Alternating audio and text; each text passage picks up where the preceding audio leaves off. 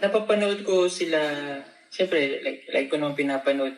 Alam mo, kinikilig pa rin ako sa Love Team. Napanood Sila Kuya Rab po, no? Oo, oo. Mm. Talagang, sabi ko, sinusuportahan din sila. Pinapanood ko yun lagi.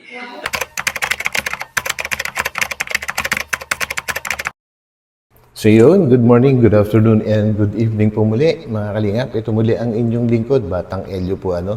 At tayo ay may magbibigay na naman po ng isang reaction regarding nga po dito sa sa isang napanood ko na magandang pag-uusap po ni Sir Tekram and ni Sir Pugong Biyahero po ni Sir Paul. And dito nga po ay nakakatuwa ang kanilang mga pinag-uusapan dahil ang pinag-uusapan po nila dito kung paano sila nagsimula, yung mga yon. And then, nababanggit din po nila ang Kalingap. Siyempre, nagpasalamat din si Sir Tekram sa pagdamay po ng Team Kalingap nung kasagsagan po ng problema niya, tungkol kay Dave sa kanyang ampon. And ito naman si Sir Paul pala, guys.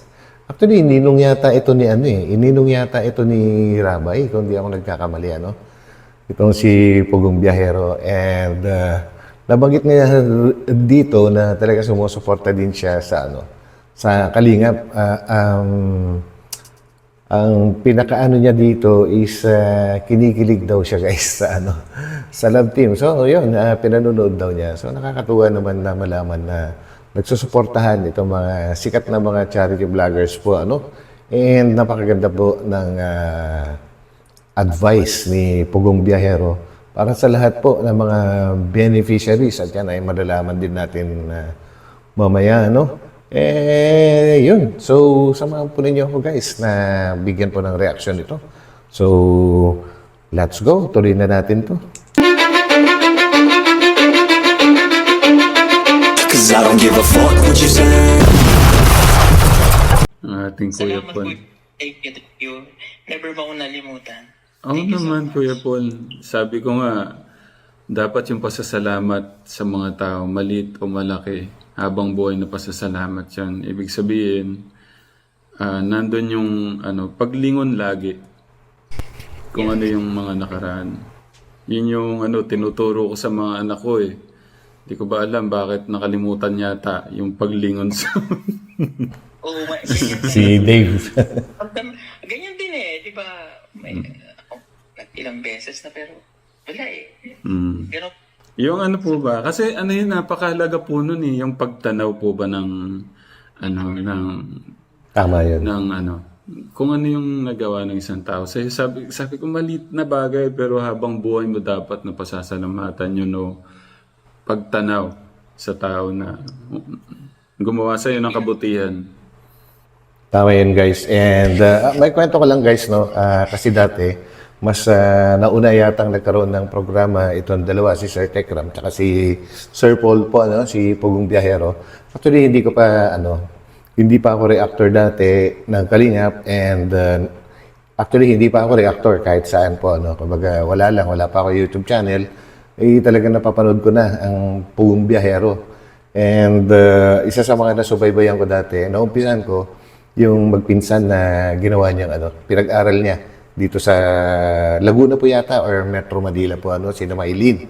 Tsaka yung pinsan niya. Yun, nasubaybayan ko rin po yun. And then, tungkol naman kay Dave, dito kay Sir Tekram, naumpisahan ko rin yun, guys. And then, nung na-discover ko naman po yung Kalingap, grabe, hindi na po talaga ako umalis. And ang inabutan ko nga po na kasagsagan ay nag-uumpisa din ang kwento ng buhay ni Reyna nung ma-discover ko naman po ang Kalingap na para panoorin. And then after mga 2 episode ni Reyna, that was parang January yata yun, guys. Nasa ako noon nasa CCP Complex gabi. Nakatambay lang po ako doon sa loob ng sasakyan ko. And then habang nanonood ako doon, sinubukan kong i-message si Kuya Val kung pwede ba akong maging reactor. Pero sinabi ko, wala talaga akong experience. Yun, and alam nyo, guys, ang bilis po ng ang bilis mo ng pag-reply ni Kuya Val. And sabi nga niya, pwede, pero ilalagay muna kita sa ano. Parang meron kasing ano dati, may mga groups nung panahon na yon, mga almost 3 years ago, na yung mga baguhan na reactor ilalagay ka doon, tapos pag-aaralan mo kung paano hanggang sa matuto ka. And then, yun, ganun. Sa ganun din po ako nag-umpisa, guys. So, sa awa ng Diyos, halos magtatatlong taon na rin po ako dito. And ang dami ko nang natutunan.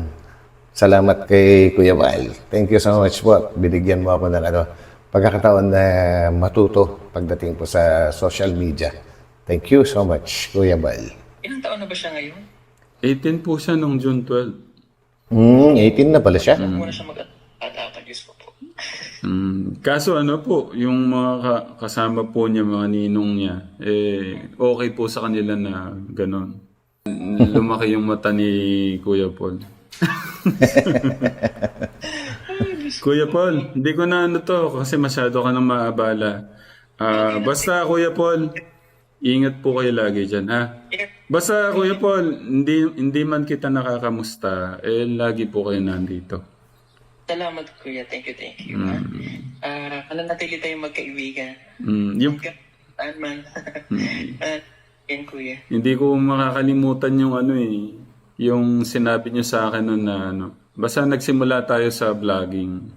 Yung kwento nga ng buhay ni Kuya Dave, tapos sabi niya, sinare ko yan, Kuya Ram, para kahit paano makatulong sa'yo. Yun yung parang ni Kuya Paul. No? Kaya, At that time kasi na, sa pagkakaalam ko guys at that time na na-discover ni Sir Tekram si Dave, sikat na si Sir Paul o si Pugong Biyahero noon. Kumbaga talagang malaki na yung channel niya.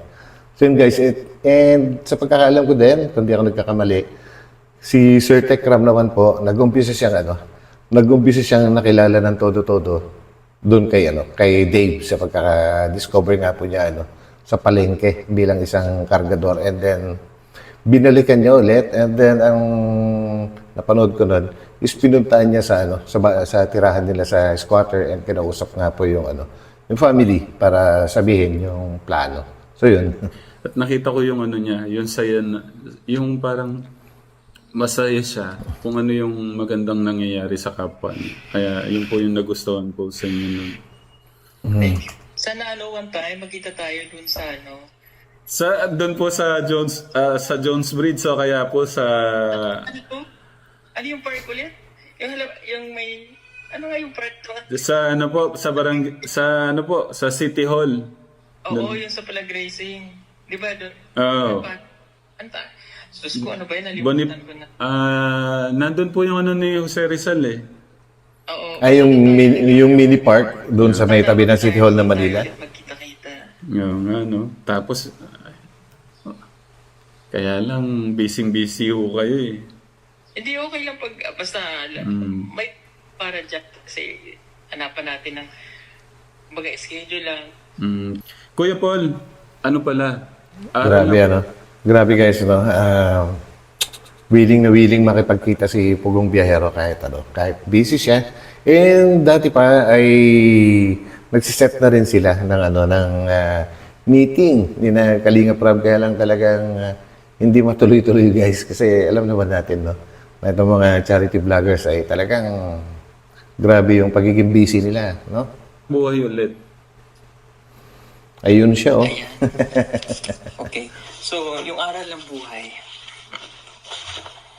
Ayan. Sa akin kasi dahil ang ginagawa ko is yung priority ko talaga ngayon is yung pagtulong sa mga katutubo. Ang aral ng buhay ko ngayon is wag mo piliin pa rin yung edukasyon kaysa sa maagang pag-aasawa. Yan. Palaging tinuturo ko sa mga katutubo. Kasi nga, gusto kong baliin yung nila, yung nakagisnan.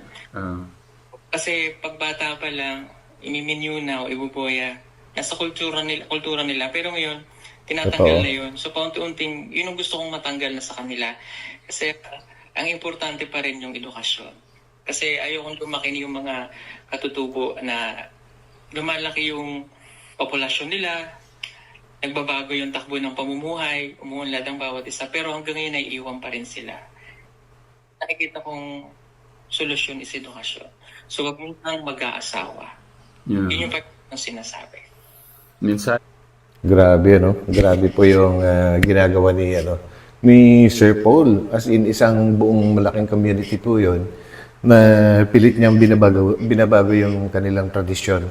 Dahil, totoo naman po yan, may mga kilala din po ako na mga natives na mga bata pa pala yan ay may mga kumbaga may mga pag-uusap na, yung mga magulang sa magulang, kumbaga nakaset na kung sino yung mga mapapangasawa, yung mga ganyan. At yung edukasyon na hindi masyadong priority po sa kanila, no? So yan yung gustong baguhin ni Sir Paul, and congrats, at paunti-unti nababago niya yung napakalayo po na lugar na pinag-aanuhan ni Sir Paul, sa sa Mindanao, most particularly Davao area po yata siya. po sa mga kababayan natin, Kuya Paul. Ayan, sa mga kababayan po natin, patuloy nyo lang pong suportahan si Kuya Tekram. Yan, sa mga subscriber ko and followers na makakapanood nito, please subscribe nyo si Kuya Tekram. So, yung ginagawa namin, may kanya-kanya lang kasi kaming linya ng the way ng pagtulong. Pero isa lang Tama. naman yung talagang totoo dyan yung tumulong lang. Share love, peace, and hope po sa lahat. Thank you. Thank you, Kuya Paul. Basta ako, Galing. sobra akong proud sa iyo ngayon, Kuya Paul. Napakalawak nung na mga natutulungan mo. So, Opo. yun. Kuya Paul, thank you kay Kuya Paul. Sa team ni Kuya Paul, ganun din. Kunin ko na rin to pagkakataon na to sa kaila Kuya Bal, Yun. kaila Kuya Rab, sa team ng Kalingap team. Sa lahat, ang dami nila May bago ngayon si Marcos TV. Yan na. Actually guys, si Marcos TV, dati rin yan sa Kalingap. Baga nagkaroon lang ng dati, kaya natanggal siya po Parang, kung di ako nagkakamali guys correct me if I'm wrong. Kasi nagkaroon ng before, yung mga dating charity vloggers na sakop ng Kalingap dati na matagal nang hindi bumibisita man lang sa landing pad, kumbaga parang sinasabi na parang nakalimot na.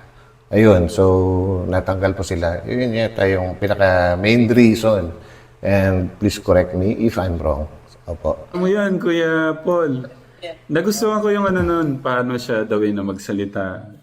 Pagka mga bata talaga, mas sharp yung Tapos si Daddy Frankie, mga bago sila ka-business. Ka-business, Kuya kamag-anak Ronnie yata ni Ade. Kuya Val yun. Sino? Oh, si Kuya Rowel. Rowel Malalag. Rowel Malalag. Sila. Same kami ng content niya, yung pagtulong sa mga katutubo. Ang galing din ni Kuya Rowel. Si Kuya Rowel po. Napanood ko yung yung parang malalaglag-laglag sila sa bundok. Tapos sakripisyo nila, Tapos sino pa Kuya Paul, yung mga naalala mo? Nandyan din sila Lori Talita. Sila Lori Talita. Napapanood ko sila, siyempre, like ko naman pinapanood. Alam mo, kinikilig pa rin ako sa love team. Sila Kuya Rap po, Oo. Talagang, sabi ko, sinusuportahan din sila. Pinapanood ko yun lagi. Tapos tuwan-tuwa rin ako kay Grabe talaga si Sir Paul, no? Sa sobrang pagiging busy niya, guys, nagagawa pa niyang manood ng ng love team, at yun nga, kinikilig nga daw siya. Actually, nakakakilig naman talaga. So yun, salamat Sir Paul sa pagsuporta mo rin sa and of course Kalingap sumusuporta rin sa iyo. Toto. Si Soto TV. Yes guys, si Soto TV, taga taga Bulacan, pero nakakonsentrate naman po siya sa may bandang Mount Pinatubo po yung mga natives din, yung kanyang tinutulungan. Mga bundok-bundok, minsan nga nababalaho pa doon yung kanyang kanyang raptor. Talagang nababaon sa lupa. Yung Soto TV po yata, Si Toto TV, yan. Yun po yung niya, di ba? Yun yung senior yung kwento nung nagsisimula po ako. Yan, hindi ko makakalimutan yun, yung pag-share po nyo ng kwento ni Kuya Dave sa nyo. Kaya tinatanaw ko po na utang na loob yun. Kasi ibig sabihin nun, yun yung laban, yung suporta nyo sa akin. Hindi ko makakalimutan yun. And yun din, kunin ko rin yung opportunity na to para sana yung lahat ng mga beneficiaries natin, mapasakit man, kay Kuya Tekram, kay Kuya Babal, kay Kuya Rab, sa lahat na natutulungan ng charity vlogger. So, yung mga beneficiary, please lang, no, itatak nyo sa isip nyo na minsan lang darating yung tulong. Paulit yan. Kumbaga yung mga taong tumutulong sa inyo ngayon, pahalagahan ninyo.